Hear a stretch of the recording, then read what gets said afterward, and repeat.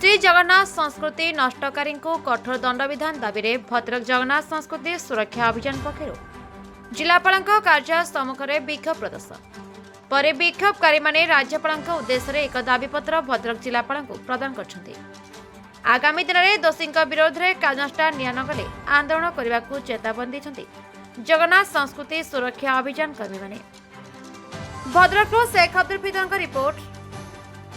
The republic Odisha 24 news. मो ना राजेश्वरी नायक हिंदू जागरण मंचर जड़े सदस्य।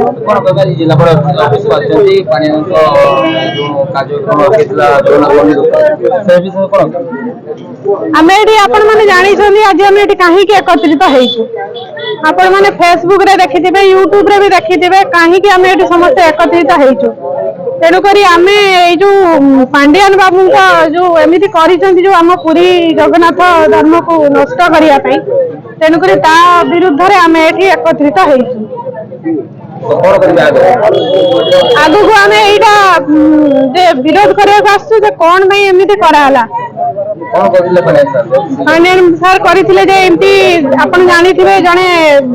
विधर्मी गोमांस भक्षण कर जड़े जो कामिया जानी जो महिला जनक सी गोमांस भक्षण करते तेणुक कि पांडियान बाबू कौन करना जानिकी भी आम सी जड़े ओडिशार जड़े भल पदवी रही जानिकी पुरी मंदिर में प्रवेश कर महाप्रसाद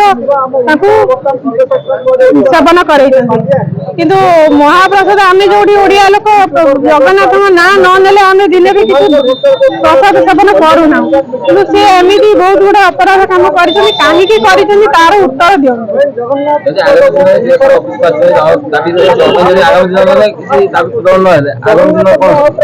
दाबी पूरण ना राजरास्ता को